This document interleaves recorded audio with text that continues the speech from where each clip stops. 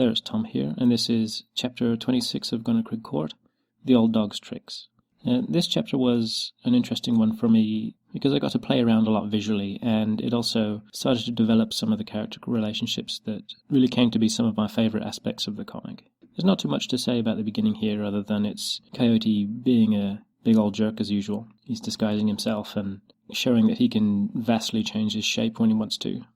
But pretty quickly we come to what I consider the star of this chapter, old Esengrin, who is off by himself doing a spot of fishing. And up until now we've not really seen very much of Esengrin's character. He's just been a sort of broody, angry background muscle that is slinking around. And up until this point, the impression that we get from him is that he's just the big, angry guy. But in this scene here, I wanted to go against that and try to convey a very still, motionless scene here with Esengrin standing next to a lake and very deftly spearing a fish, very precisely. And it's a couple of pages where there's no need for dialogue or much sound at all. I wanted to get across the feeling that we're watching a very private moment here where Esengrin is actually coming outside of his body here, revealing that his original wolf body is all withered and frail underneath. And Annie can tell that, just by what's going on here and considering what Esengrin is like, that she knows that she shouldn't be watching this. She assumes that it's not the kind of thing that Esengrin would want other people seeing. But of course, because it's Coyote, he can't think of anything better to do than to shove her out into the open. And really, this scene here, I think, is, for me, the beginning of Annie and Esengrin's relationship.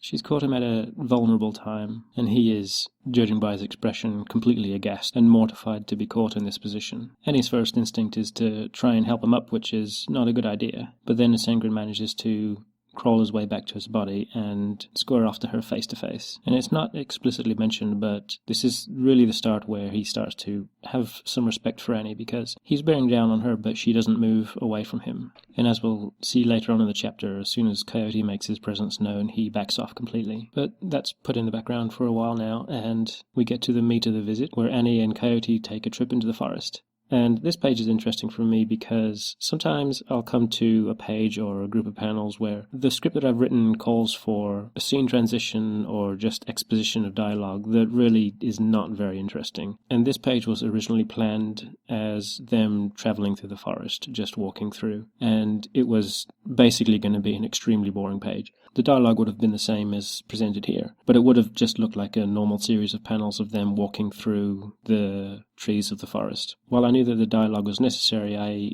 really put off working on this page, and I was almost at a loss as to what I could possibly do to make it interesting. And this is one of those times where I just sat back and thought, okay, well, I'll just do something completely unplanned and out of the ordinary. And it turned out to be a really interesting page, in my opinion. I was able to get across the fact that they're travelling very far in the forest, and even travelling in some kind of weird magical ways here, but also represent it in a pictorial way that sort of ties into the theme of the chapter and just the feeling that you get when conversing with Coyote. I was also able to show that while Annie and Coyote are travelling through the forest, Esengrin is keeping in step with them. And I guess I just like how it came out because it's a page that very much disguises any of the specific details. It's not important how Esengrin keeps up with them or how they're travelling through the forest, just the fact that they are travelling through and talking at the same time.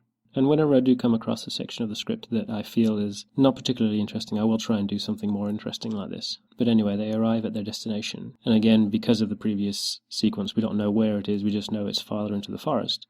But we find that it is Renard's old original body, which Coyote has kept alive, despite his spirit being in the court. And we start off here into a sequence of the comic that I really enjoyed drawing, and I've had a lot of great feedback about. People seem to really enjoy seeing the very abstract representations of Coyote, Esengrin, and Annie, and the ether itself, when she uses the blinker stone to look through the ether into the forest and what Coyote and Esengrin might look like. And when I came to these pages, I had no idea really what Coyote was going to look like. I knew that I wanted something that didn't really make a whole lot of sense when you look at it, and I'm pretty happy with the way that they turned out. If these were in motion, I imagine the teeth constantly moving like a chainsaw. And I think for the layout of these pages, as a medium, comics really worked well here. I was able to direct the line of dialogue and the reader's eye across the page and represent a world where physical space perhaps isn't really represented in the same way as it is in real life. The motion of everything I imagine to be very much like it was all underwater, with Annie's hair flowing around herself. And the way I laid the pages out, drawing them in flat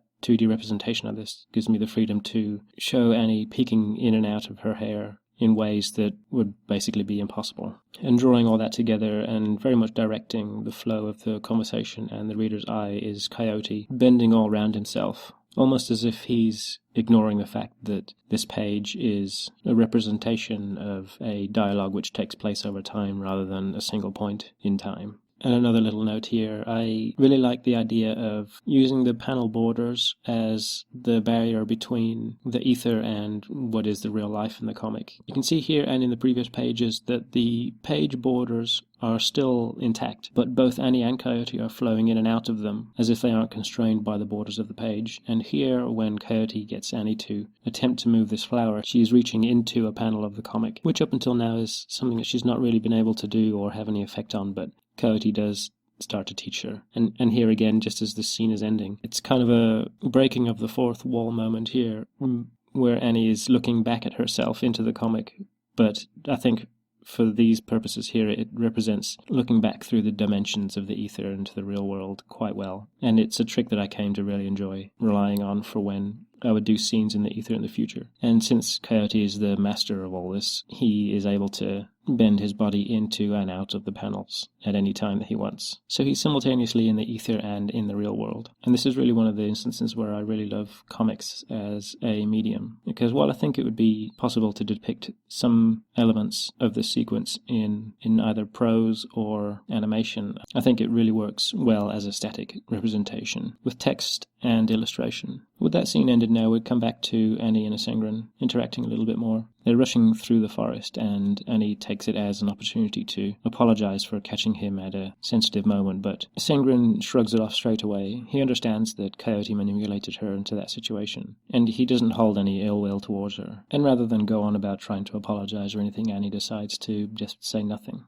And I came to really enjoy the image of Isengrin carrying Annie on his arm, just because, given Isengrin's big bulk and his big ol' angry wolf face, carrying Annie around on his arm is almost a very gentle gesture. So Annie says her goodbyes, and she and Coyote walk off into the forest. And we get an indication that the whole chapter up to this point has just been a show put on by Coyote to illustrate something to Annie. And this is one of the things I like best about Coyote, is that he's deriving a lot of fun, not through purely malicious intent or making someone look like a fool. He's getting enjoyment out of putting people in situations and letting them run through them without much interaction from himself. He might shove somebody in a particular direction, but then sit back and let the scene play out on its own. And he takes the time to snap one of his teeth out and give it to Annie. And this is the Coyote blade that we'll see come back again later on in the story. And as hinted at in Coyote's introduction, the stones of the world are his teeth, so he literally puts a stone back into his mouth to fix the tooth that he's taken out.